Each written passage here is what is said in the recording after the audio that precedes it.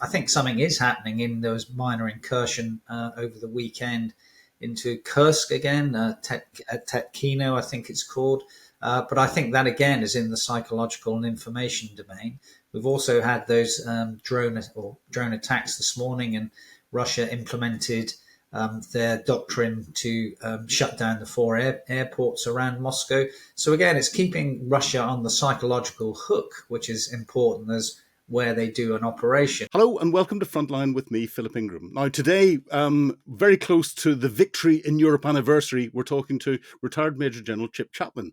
Major General Chip Chapman, CB, former British Army commander and author of Notes from a Small Military. He's a regular commentator on defence and security matters, and it's great to have him back on Frontline. Now, Chip, great to have you back. As I said, I remember that you were CEO of the Para Regiment when we were together in Op Bessemer. We'll not tell those that are listening what Op Bessemer was so that they can go away and giggle it. But, or Google, not giggle it, Google it. Yeah, those were interesting times, were they not? Well, they were, because it's one of those operations which is really forgotten in history, but actually helped to cement peace in that part of the world and bring about North Macedonia. So as a strategic outcome of a campaign, it is often forgotten, really, because both as you and I remember too well, it was 9/11 occurred when we were out there. Exactly. Which rather kicked everything we were doing off the front pages, which we were for a time. But it was a very successful operation, which we didn't have to get involved in kinetic operations. It's the ideal way to try and bring about conflict resolution and conflict reconciliation in the way that we can't really see that as an outcome at the moment in the Russia-Ukraine conflict. No, exactly. Well, my measurement of success for operations is that you can go there on holiday on EasyJet or Ryanair or something else and are happy to take your family. So the Balkans is a lovely place. I've been there lots, but we're not here to talk about that. Victory in Europe Day. Moscow, big parade coming up. Zelensky has refused Putin's call for a 3-day ceasefire or a 30-hour ceasefire, like Putin had called for over the Easter period. Bodanov, the head of Ukraine's HUR or GUR, depending on how you describe them, suggested that attendees should bring earplugs. And last night there were drone attacks on Moscow. Do you think it's a legitimate military target? And if so, is it an appropriate military target? Well, I think you've got to put the thing in a bit wider. So there's a difference, of course, between a truce, a ceasefire, an armistice, and a peace settlement. And all this would have been was really a truce. It's for a defined period of time, 3 days. And of course, from a humanitarian perspective, you can say that this, looks a great thing. It's quoting John Donne that each man's death diminishes me, for I am involved in mankind, therefore said not to know for whom the bell tolls, it tolls for thee. And we would all want to have, a peace, but a sort of just peace. So what do I think about this? Why has Putin done it? He's really done it to try and protect the VIPs, to make sure that Victory Day, which of course is a day later in Russia than the rest of Europe because of the time differences, is protected. And partly it's in the information domain. It's a response to Trump's missive that Putin may be tapping him along. Do I think something will happen? As you said, Budanov said, bring your earplugs. I think something is happening in those minor incursion over the weekend into Kursk again, Tetkino, I think it's called. But I think that again is in the psychological and information domain. We've also had those drone attacks this morning, and Russia implemented their doctrine to shut down the four airports around Moscow. So again, it's keeping Russia on the psychological hook, which is important as where they do an operation. It would be lovely to see something big happen in Kursk. I don't think they've got the right weaponry at the moment to take down the Kerch Bridge, as they might do if they receive tourist missiles from Germany, which I think will come in the future months when we get a new chancellor. And there is still the possibility of a false flag operation from the Russians and the Russian playbook to try and blame any incident on Ukraine and Zelensky. So any time when there's an absence of fighting is potentially a decent thing, but there are other reasons why Putin has done this, and most of those are to do with having a successful parade with no, don't drone rain on my parade sort of thing, really. Well, yes, as soon as Budanov came out with his words saying "bring earplugs," the Russians did as they seem to do every time they get slightly nervous. They waved the nuclear rattle again and turned around and said that Kyiv could disappear if the Victory Day parade was attacked. Should we be concerned about Russia continually threatening a nuclear response for things? Is there any real credibility behind it, do you think? I don't think there is at the moment, but again, that is part of their playbook, and we've seen this again in the way that it's been described often by, for example, Kaya Kalla talking about the way that Gromyko, the former foreign minister, used to do negotiations. There's always the three parts. Firstly, demand the maximum, something he didn't have before. We've had Lavrov, for example, saying that Crimea is not up for negotiations at all, and the territorial realities as Russia sees it in the four illegally occupied and annexed oblasts. But secondly, the second part which this falls into is present ultimatums and threaten. Now, they've done this, of course, a number of times in the nuclear domain, and most of the time this is to do with trying to get a non-response from the West, and a non-response in this case from the Ukrainians. I don't think it's got that much credibility at the moment. I think there is a time when they could use nuclear weapons, and that is if they are absolutely losing and the army marches off the battlefield because they still want to achieve their political objectives, because as we know, all wars are fought for political objectives. But the third part of the Gromyko sort of doctrine is there will always be people in the West who will give you something that you didn't have before, and you'll end up having a half or a third of something you didn't have. And that's what we've seen over the last few weeks with Trump, when he sort of said, they've already made concessions by not taking the whole of Ukraine. We know that from a military perspective, of course, that is farcical and not achievable. And we'd like to see more of a pressure strategy, I think, from Trump on the Russians. But I don't think we're seeing imminency, and we would see, as you and I both know, the indicators and warnings if there was a nuclear imminency. We've seen no outload of stuff into the field. We've seen no SIG indication. So this is still a sort of Medvedev rhetoric rather than the reality. But it's one of those things, as we both know, plays into the information domain in the same way that you could say that Budanov's comments also play into the information domain.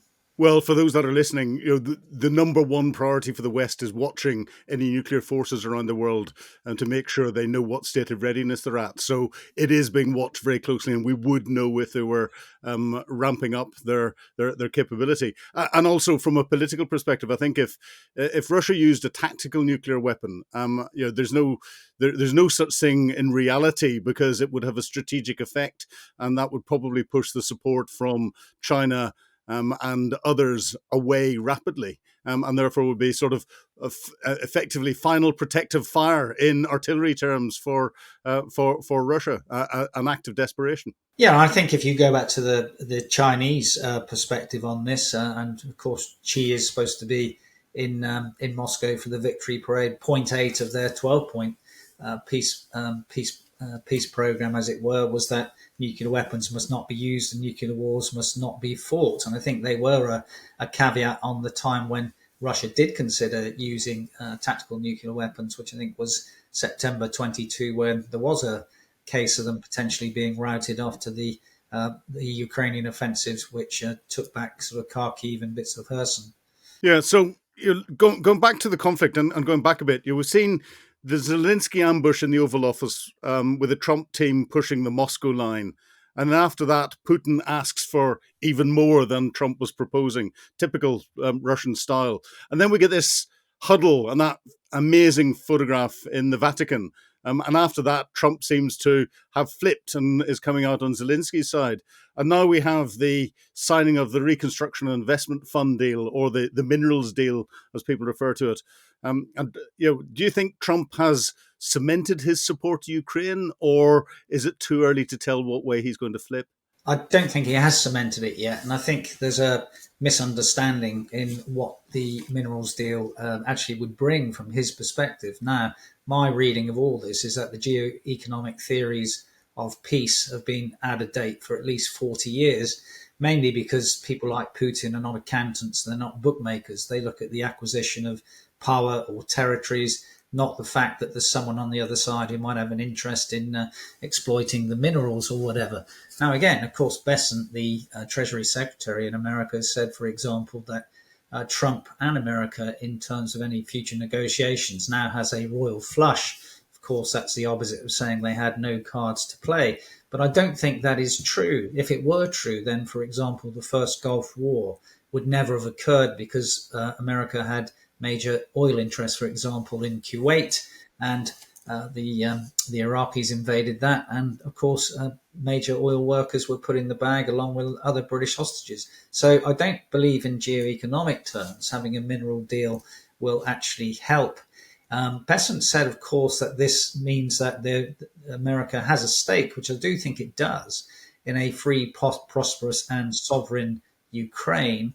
It's how much of the 1991 free, prosperous, and sovereign Ukraine that they want to have. I think the other important thing, though, for the future is it did actually allude also to the fact that Ukraine should be allowed to join the EU.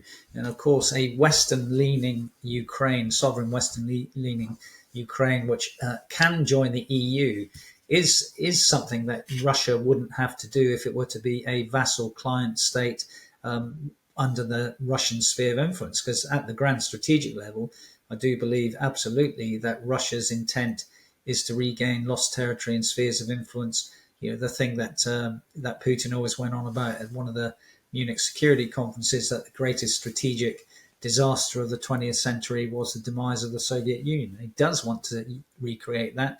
I think we often don't take into account that they don't measure this in terms of 5 years or 10 years or 20 years. This could be a long-term project, and some of that long-term project doesn't necessarily mean military activity to take over other countries within that sphere of influence. It could be the sort of subversion or the bits of the Gerasimov doctrine, even if it's not proven as a doctrine, that you hack people's minds and societies rather than do overt military action. Well, yeah, hacking minds, interesting. So what do you see as the next steps in the conflict? And do you think there's any real hope for a ceasefire and longer-term peace agreement at some stage in the foreseeable future? And within that, do you think actually Putin wants an end to the conflict? Well, I think Putin does want an end to the conflict, but he wants to see an end to a conflict on Russia's terms. And this is why we're having so much problem, because, of course, Zelensky wants to see it on Ukraine's terms, and that is the 1991 boundaries and Russia leaving Ukraine. And at the moment, you haven't got gap analysis. You've got a chasm analysis between those two sides, with neither of them prepared to compromise on something. And this is where you get into the difficulty within sort of game theory and international relations, when the payoff matrix for both sides is skewed. Russia wants a win-win, and from their perspective vis-a-vis Ukraine, they want to lose-lose for Ukraine. None of those things really come together. Now, there are circumstances in 2025 when Russia might sign up to a ceasefire, and again, Budanov has outlined the two reasons that might occur. The first one is because they need to pause to rebuild some of their military capability, and the second one is because of the economic factors with the inflation rate and the bank rate in Russia. So they need to try and do something about that. So there is a possibility. I don't think there's a possibility that the Russian economy will implode. I do remember in sort of 2010, 11, 12, seeing all the indicators for Syria, for example, flashing red, which meant that they would implode and the civil war there would be over. It never occurred, took another 12 years. And I'm always reminded that certain commentators in Russia who fell out of aeroplanes after criticizing Putin did say that, we might have to live like North Korea for a few years. I think there is potential for Russia to do that because of the way that their society sort of works. People will take a lot of pain for what if their own minds are being hacked to try and achieve what they see as a just war from their perspective. Of course, we would say it's an unjust war, and it is. And that is one of the things, again, I would say from a international relations perspective, a just war, as outlined, for example, by Guterres in the UN, really has three parts. It's just in terms of just peace must come about in terms of uh, making sure you support international relations. Secondly, in terms of the UN Charter, and thirdly, in terms of UN General Assembly resolutions. That is what a just war would be, and a just peace from a Ukraine perspective is something back to the 1991 boundaries, or at least only a de facto acknowledgement of Russian incursion, not a de jure. Again, in international law, the difference between acknowledging something and ticking it off on your box and saying you're allowed to have that for the future.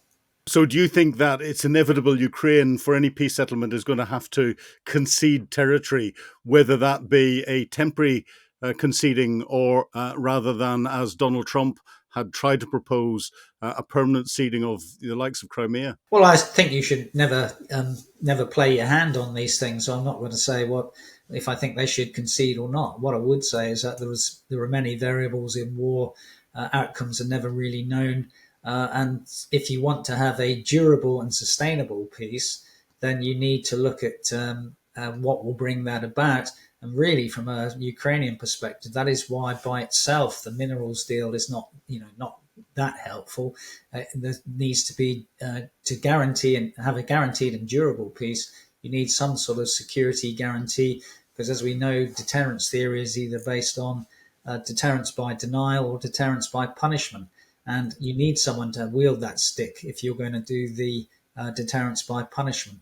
We've had the long peace in Europe because we had deterrence by denial.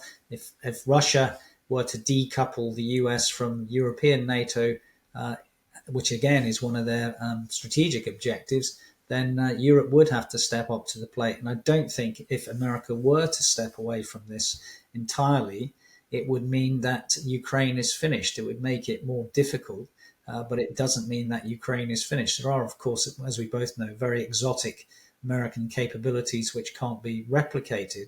And I think we are still watching to see the sort of decision points, as it were, from America and their pressure strategy. It'll be interesting, for example, to see if they do bring about secondary legislation or legislation in the Senate to look at secondary sanctions on Russian oil. I do think that could be a significant pressure point.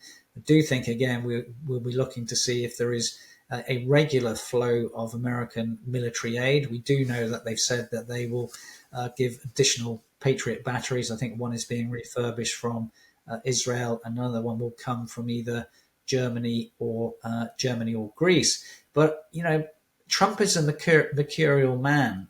And you can't do a linear progression and work out Trump's strategy. It's a strategy by Twitter and by mood rather than strategy as you and I would both understand it.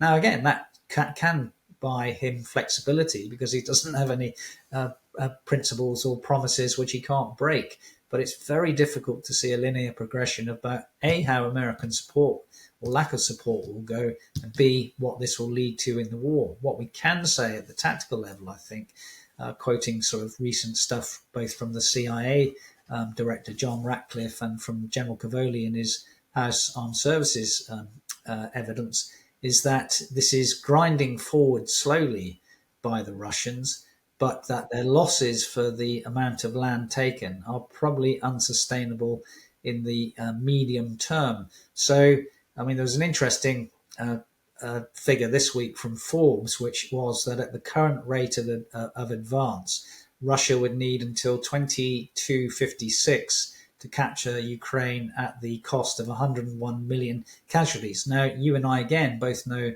that war isn't linear in that, and there can be collapses either due to military defeat or the economy breaks down, or because of elite defection. I still think that ultimately there may be either elite defection or the military will march off the battlefield. But I don't see the economic breakdown in 2025 leading to Putin coming to the negotiating table and conceding things, which is the key thing if you're going to if you're going to get a durable and sustainable peace. Well, I want to touch on the tactical, operational, strategic bit in a second. But before that, what do you think of the options for this coalition of the willing we keep hearing about on the ground in Ukraine? And do you think, or when do you think the conditions could be right for their deployment? And within that coalition of the willing, if there is a deployment, do you think there needs to be some form of peace enforcement capability, or would that be a step too far? Well, again, people use various terms to do with this, a peacekeeping force, a resilience force. I haven't heard the term peace enforcement, but you would need a capability because that is what brings you the deterrence. Now, a traditional peacekeeping force is agreed by both sides. It's got consent. It acts in self-defense only and is there to monitor. Now, you probably don't want that in Ukraine, which is exactly why, for example, we went from this posture in NATO of reassurance, because sometimes this has been called a reassurance force, to the posture of deterrence by capability, which is why we had the enhanced forward presence of NATO with the battle groups building up to brigades in Estonia, Latvia, Lithuania, and Poland. So that showed the intent of NATO. Now, the force could only really be inserted once there has been a ceasefire agreed. Now, again, this is one of the problems potentially if America doesn't engage in the same way in terms of negotiations. Because one of the things about negotiations for these sorts of conflicts is they take a lot longer than America tends to think. So, for example, America's only given to the end of May for their negotiations with Iran on the nuclear aspects there. They'll take longer than that, as the JCPOA did. The armistice in Korea took 2 years. It took 5 years in the Treaty of Paris to do Vietnam. So to think you're going to unlock this in short order is being mega optimistic, and that's why someone needs to be engaged. Now, really, the point I'm getting at here is direct negotiations between two sides are not necessarily that great as a determining how you will go for the future, which is why the truce, or the two truces which Russia announced, are asymmetrical, because a ceasefire leading to some sort of peace agreement needs to be symmetrical, agreed by both sides. It needs to be publicly available, the text, and formally agreed, and you need robust monitoring mechanisms. Now, we don't know what those monitoring mechanisms might be if you do insert a coalition of the willing into Ukraine, and what part of Ukraine that might be. Now, General Kellogg has talked about a resilience force. Again, we don't know what that means in military capability terms. He's talked about zones of responsibility in the same way that we probably looked at, how we carved up the West Germany and Berlin after post-45, and the Dnieper as a line of demarcation with a demilitarized zone. All those things are in the mix from Kellogg, but we've not seen those as being a part of any formal negotiations towards a ceasefire. That also illustrates in its own way the complexity of negotiations when you've probably got, in software terms, thousands of lines of code which need to be gone through by the negotiators, and we're nowhere near that at the moment. It says it's millions of lines of code, but this is where we're getting commentary by political soundbite and unapproved terminology, just so that it adds the confusion, but makes the politicians have something that they can say that makes them sound as if they're making progress. But again, when we hear commentary on what's going on the ground, we hear people trying to describe whether the Russians are winning or the Ukrainians are winning by how much the front line has moved in the east, the tens of meters that has gone one way or the other each day. But people aren't bringing in that relationship between what's going on at the tactical level, where General Bodanov, with his special operations executive type tactics at the operational level, attacking Russia's oil infrastructure, attacking Russian logistic bases, assassinating generals, attacking other targets that would be used to help Russia continue to prosecute its tactical operations. Why do you think people are missing out on that? Is it because it's unmeasurable? Who do you think is, and it's probably the wrong way to ask, winning overall whenever you start to bring those together? What implications has that got on this strategic level negotiations? Putin believes that he is winning slowly, and that his theory of victory, of course, is that the West will get tired of this and that there will be pressure from Trump on the other contributors from Western Europe to desist. That will not happen, of course, because we have skin in this game. Ukraine really becomes the containment line for Western Europe. If you believe at the grand strategic level those things about Putin trying to regain lost territory and spheres of influence, and the Russian world, Ruski Mir includes Latvia, Lithuania, Estonia, and those parts which are Russian speaking. It's also worth bringing to the mix there, of course, that there are Russian peacekeeping forces, so called by them, in former Soviet Union countries, in Ossetia, Moldova, to absolutely prevent those countries from turning wholly towards the West. It's a pressure strategy from Russia. So Putin believes he's winning. He believes absolutely in that Gromyko doctrine. He's got, from his perspective, time on his side. He sees this as a civilizational thing. And in terms of what he sees for the future, he would want either a surrender peace from Ukraine or something akin to, on from that, a Carthaginian peace from the Second Punic War, when Ukraine ceases to exist as a sovereign country. The counterbalance to that, the mineral deal does help in that sense that they, as US has said about this free, prosperous and sovereign Ukraine, but that is not a game changer in peace talks. There is no game changer either at the tactical or operational level yet in terms of peace talks.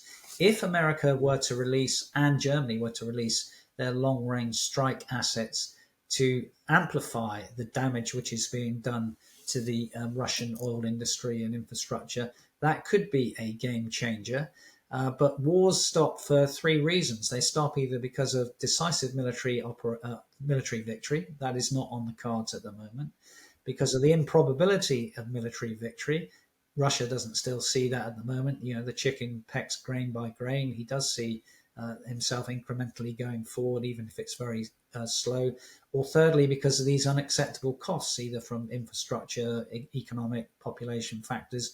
Both sides are trying to do that. That's where the deep battle in, framework of the battlefield things come in. But there are also these clear reasons why war doesn't stop.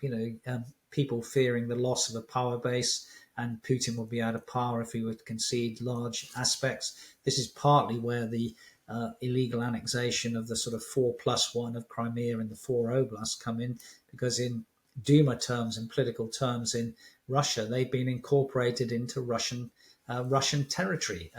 So that would be a political loss for Putin if he were to concede any of that. But each side needs sufficient victory to justify the cost and sacrifice already made. And you can't see that in negotiations at the moment from either side. So both sides have theories of victory. Both sides' theory of victory at the moment don't look in time phasing achievable in 2025. Okay, we may not be seeing a change in technology at the strategic level that's impacting things, but we're seeing a change in battlefield technology, and that's evolving rapidly, especially around the use of drones, electronic warfare, lasers, and the like. Should we learn the lessons from this? If so, what are they? And is there any danger of us just learning the lessons from the last war and not looking forward to the next war? And do you think, a cheeky question, that there's a future on a future battlefield for troops who are unprotected or on foot? I think that's always a difficult one. So I think you need to go back to two other wars to see what we thought the new character of war was. The first one is the Nagorno-Karabakh war, where that war, the outcome of that war showed, and Armenia were, of course, smashed, really, showed that it was the first war where the most number of casualties and damage came from unmanned systems. The second war is the 2021 Gaza war, which actually was against not against Hamas, but was against the Palestinian Islamic Jihad by Israel, which was the first AI war, first artificial intelligence war, when Israel used the synergy between satellites and drones to, in almost real time, look at the target set that they needed to go after and smash the rocket bases of Palestinian Islamic Jihad. the counter to both of those are saying that they've revealed a new character of war is that for every, and which really comes back to JFC Fuller's theory of war from 1923, is that every improvement is in war is countered by a counter improvement, and therefore that the advantage shifts between the defense and the offense. Now, it may be that the sword and shield in terms of drones versus electronic warfare for the future means that that balance is still continually shifting. And if you are better in one domain, you may negate the other domain. We may have seen, some of that in terms of the British technology for the future with counter drone technology, including sort of direct energy weapons and things like that demonstrated recently. So I think it's too early to say that everyone needs to be protected. I mean, what you can say at the moment is if you're scuttling along as a light infantry force and you're concentrated, you are going to die, and you're going to die quickly. Which is why I think what we're almost seeing at the moment is almost a sort of no man's land, where, in terms of troops, where you can't maneuver over a no man's land because of drone reconnaissance leading to drone and artillery strike, because it really is that synergy between the drone strikes, the artillery strikes, and from the Ukrainian perspective, getting slightly more air power, which is the key determinant. Now, one, of course, of the four things which led to success in war in the 20th century was control of the air. In a way, drones are just a sort of lower level form of decentralization of control of the air, and that gives you a powerful force multiplier at the moment. But I'm sort of reluctant to say that's absolutely revealed a new character of war until the EW drone battle sort of settles down and how that plays out for the future. But the speed of innovation and the fact that civil companies have come to the table is clearly something which is not going to change for the future. So it's not only just the democratization of airspace. I do think it's also a civil military complex war, in that you're using complex technologies from a lot of civil companies, Palantir, the intelligence framework from satellite power, space power, all those things are going to be determinants of the future. And that's where, if you were to lose that access to the American space power and intelligence power, you would caveat the ability of Ukraine, I think, to do precise targeted operations. Well, that was aimed very much at the Strategic Defence Review team. So hopefully they'll listen in and get the lessons from that. Finally, and very quickly, I just want to, we're looking at Russia, Ukraine in isolation, but we've got growing tensions between India and Pakistan. We've got the Middle East that is continuing to fall apart. There's no indication it's coming together in any way. We've got continual Chinese expansionism, Southeast Asia, and pressure on Taiwan and elsewhere. Do you think we're on a path to global conflict? No, I don't. I think there often are lots of headlines about we're on the brink of World War III, and for good journalistic reasons to sell, newspapers and advertising. A lot of that is out there.